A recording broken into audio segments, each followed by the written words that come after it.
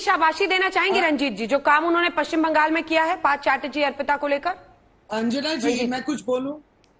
एक बार रंजीत जी बोल रहे, उसके बाद आ रहे हैं, सीक्वेंस में आ रही हूँ मैं जी। देखिए,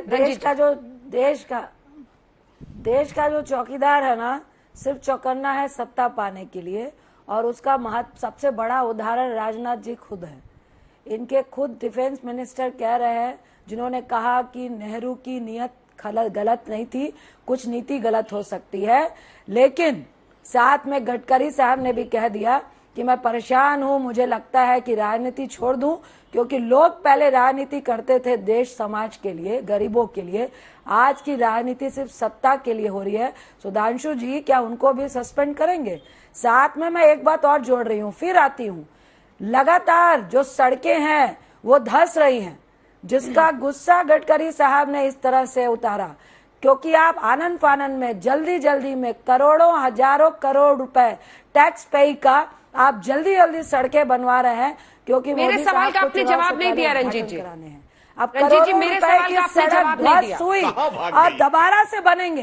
ये जो सड़कें ध्वस्त हो रही हैं, इस पे भी ईडी का सम्मान भेजेंगे क्या सुधांशु जी? भेजेंगे क्या? ये जो हजारों करोड़ सड़कें धंस रही हैं, लेकिन मेरे सवाल का भी जवाब दीजिए ना रंजीत जी। रंजीत जी, मेरे सवाल का जवाब दीजिए ना। उस पर कार्रवाई होगी जी, रंजीत जी, मेरे सवाल का जवाब दीजिए ना। क्या आप ईडी की शाबाशी करेंगी? नेशनल हेराल्ड केस में आप लोग ईडी को खूब गाली दे रहे हैं, अधीर रंजन चौधरी ने ईडी को इडियट भी कह दिया, लेकिन उसी ईडी की बड़ाई करेंगी जब पार्थ चैटर्जी और अर्पिता से रिलेटेड इतना ज्यादा पैसा, गहना जो शिक्षा का था, बच्चों के भविष्य का था, वो जब खोज निकाला ईडी ने? तो देखिए, ईडी हम लोगों ने बनाई, कांग्रेस ने बनाई, ईडी हम लोगों ने बनाई क्योंकि हम टेरर फंडिंग के लिए और ड्रग्स पैडलर को पकड़ना चाहते थे। बिल्कुल हम अपनी ईडी पे गर्व करते हैं, लेकिन आज जो लोग सत्ता पे हैं वो जिस तरह का दुरुपयोग कर रहे हैं, ये पूरे देश के लिए बहुत खतरनाक पहल है। हम पार्थ चैटर्जी पे जो कार्रवाई हो रही है उसके खिलाफ नहीं है, लेकिन जिस नियत से हो रही है, जिस नीति से हो रही है, वो गलत है। उनको ईडी के बगैर भी उनकी कई कानून पे जांच हो सकती थी, लेकिन ईडी का आप जिस तरह से दुरुपयोग कर रहे हैं, वही कारण है कि हमारे देश में कई कानून बनते हैं। ये भाजपा एग्जाम्पल है कि उसका दुरुपयोग कैसे करना है। आप कानून बनाते हैं, लेकिन जो रेप केस का एक्यूज है उसके लिए नारे लगाते हैं। ये आप ही ऐसे लोग हैं जो ऐसे कानूनों का दुरुपयोग करते हैं। मैं फिर कहूंगी, अगर आप पार्शियलिटी नहीं कर रहे हैं तो क्या पार्थ को बीजेपी में नहीं लेंगे क्या? मुकुल राय और हेमंत बिस्वा अब आपकी पार्टी में है, उनका दोबारा से केस खोलेंगे क्या? येदियुरप्पा का केस खोलेंगे क्या? नारायण का केस खोलेंगे क्या? उनपे भी ईडी और सीबीआई की कार्रवाई होगी क्या, या धीरे धीरे सबको क्लीन चिट मिल जाएगी? ठीक है, एक ही साथ जवाब दीजिएगा शशि जी। शशि जी, पार्थ आपके पार्टी केस दर्ज करेंगे शिक्षा घोटाले पे? क्लीन चिट देने में आपको शर्म नहीं आएगी क्या? कितने सारे टीचर्स को नौकरी लगनी थी, सब देखिए अंजना जी, बह गया जी। अंजना जी, एक बात मैं बहुत साफ साफ बोलूं कि कार्रवाई चल रही है, सही बात। सीबीआई को कोर्ट ने ऑर्डर किया, बिल्कुल सही। सरकार तक जो कि पैसों के बदले में नौकरियां वाली जो बात थी, ये सरकार में ऐसा कोई कंप्लेंट नहीं आया था, कोई कंप्लेंट दर्ज नहीं हुई थी, लेकिन अब जब ये निकला है, चलने दीजिएगा, इस पे कोई आपत्ति नहीं। नहीं, आप क्यों नहीं केस कर रहे? कहते हैं कि नहीं, हम लोग क्यों नहीं केस कर रहे? कोर्ट डायरेक्ट किया है, करने दीजिए ना। हम लोग को इस पे कोई आपत्ति, हम लोग किसी को डिफेंड नहीं कर रहे, लेकिन यही बात है कि हम लोग तक कोई खबर नहीं दिया कि हाँ, हम लोग ने पैसा दिया, इस वजह से नौकरी मिलेगी। ये बात नहीं सूचना थी, कोई बात नहीं, इसको लेके भी नहीं कुछ। हमको सिर्फ इतना ही देना है कि देखिए, ईडी जांच करे और ईडी अपनी जो फाइंडिंग्स कोर्ट को देती है, लेकिन कोर्ट के पहले यहाँ सबको पता चल जाता है। तो क्या एजेंडा है? ईडी की एजेंडा नहीं। यही राजनीति वाली बात आ जाती है कि आप जो धब्बा, अच्छा, ये फोटो सब नहीं दिखाना चाहिए था, या उनके नहीं, जो मंत्री है या जो भी भ्रष्टाचार से है, उन तक तो है ही, लेकिन ठीक है, इसको जवाब दीजिए लेके सुधांशु। आप बदनाम कीजिए नेताओं को, पार्टियों को, ममता बनर्जी को, ये एजेंडा पे ही आपत्ति है। जैसे अर्पिता ने बोला कि पार्थ चटर्जी, देखिए जैसे अर्पिता ने बोला कि पार्थ चटर्जी का पैसा है, अब पार्थ चटर्जी या तो उसको ओन करें या वो बताएंगे कौन सा। उन्होंने एक प्रश्न पूछा है, आरोप नहीं लगाया है। उन्होंने चूंकि यह प्रश्न इसलिए उठा चूंकि अर्पिता ने कह दिया कि यह पार्थ चटर्जी का पैसा है। अब दो ही विकल्प हैं, या तो पार्थ चटर्जी स्वीकार करे कि यह उनका पैसा है, अगर अब उनका पैसा स्वीकार किया तो फिर वो डायरी भी सही हो गई, उसमें मिले हुए सारे नंबर और उनमें उल्लिखित जो पैसा है वो सारा बात प्रूव हो गई, और अगर नहीं तो वो कुछ और बोले तो फिर कोई दूसरा डायमेंशन आएगा जो ममता दीदी ने कहा बड़ा खेला होगा, तो फिर हो सकता कोई बड़ा खेला हो जो अभी न समझ में आ रहा हो।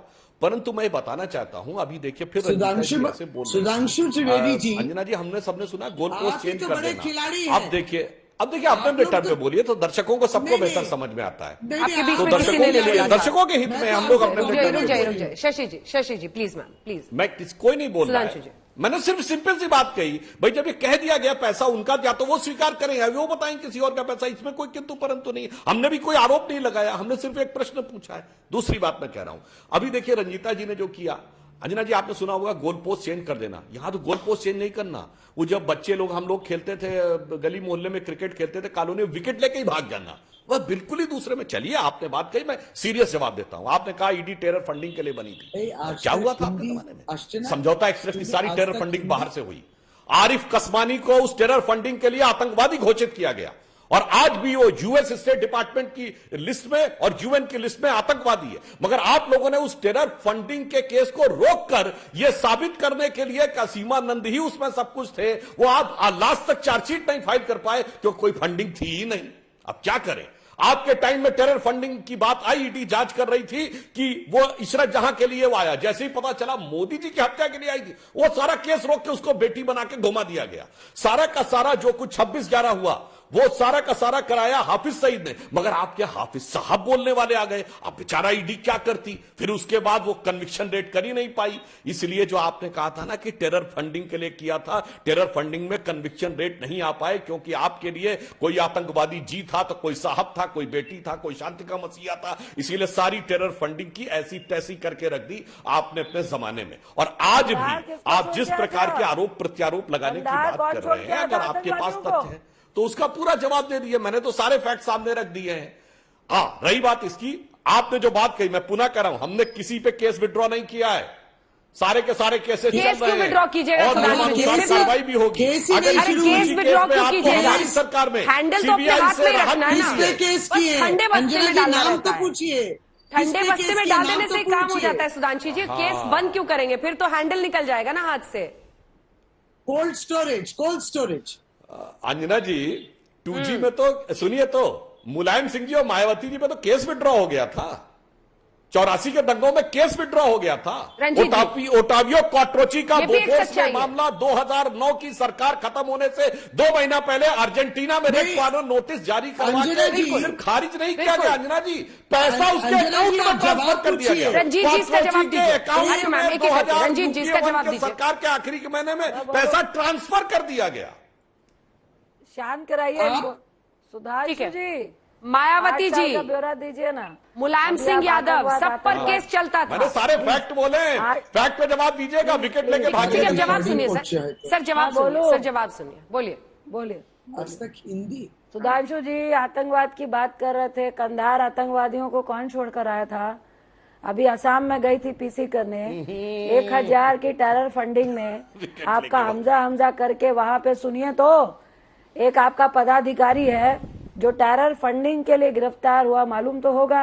मध्य प्रदेश में आपका पदाधिकारी आईटी सेल का, जो आईएसआई के 11 संदिग्ध पकड़े गए, उसमें आपका एक आईटी सेल का व्यक्ति है, मालूम है ना? जो उदयपुर में घटना हुई राजस्थान में, जिसको मार दिया गया टेलर को, जो मारने वाला भी व्यक्ति आप ही का था, मालूम है ना? और आप फिर बताइए, जो शिक्षा घोटाला आप यहीं पे सारा ट्रायल बेस कर रहे हैं। शिवराज सिंह चौहान पे इतना बड़ा शिक्षा घोटाला आज तक नहीं हुआ। शिक्षक में, पुलिस में भर्ती में इतने बड़े बड़े घोटाले हुए और जितने भी गवाह थे आज तक लगातार कम से कम 55 लोगों का मर्डर हो गया, कोई एक्सीडेंट में मर गया, कोई खुद फांसी लगा के मर गया, उसके बारे में जांच करेंगे क्या? आपको थोड़ी सी भी शर्म नहीं आ रही? जिस 2G के बारे में आप बोल रहे हैं, सुप्रीम कोर्ट ने कहा था ना कि 2G कोई स्कैम ही नहीं हुआ था। आप 8 साल का ब्यौरा दीजिए ना। ये जो आतंकवादियों से भाजपा के लिंक निकल के आ रहे हैं, टेरर फंडिंग में निकल के आ रही है, क्या इसीलिए ईडी का उपयोग जो सदुपयोग है फंडिंग के लिए, टेरर फंडिंग के लिए, इसके लिए उसका उपयोग नहीं कर रहे हैं? ठीक है, आखिरी जवाब जल्दी से सुधांशु जी, वक्त खत्म हो रहा है। ठीक है, पक्ष को छोटा सा जवाब। देखिए, बस मैं एक लाइन बोल रहा हूं। देखिए, ये हर बार इन्होंने गोल पोस्ट चेंज करने की कोशिश की, मगर अंजना जी सारे दर्शक, मैं उसी गोल पे जाकर गोल करने का प्रयास करता हूं। आपने जो कही जिन नेताओं के साथ हमारे नेताओं के फोटो है, अरे आपकी राजस्थान सरकार ने फाइंडिंग दी है कि वो ISI का मॉड्यूल था जिसमें उन लोगों ने भेजा गया था कि भाजपा अल्पसंख्यक मोर्चे में जाओ, किसी भी प्रकार से भाजपा नेताओं का विश्वास अर्जित करके कोई बड़ी कार्रवाई को अंजाम करो। अरे अपनी राजस्थान पुलिस की तो इंटेलिजेंस रिपोर्ट पढ़ ली होती, फिर आके आरोप लगाने का प्रयास किया होता तो ज्यादा बेटर रहता। इसीलिए कहा जाता है झूठ के पांव नहीं होते हैं। कम से कम कांग्रेस को यह बात समझ लेनी चाहिए।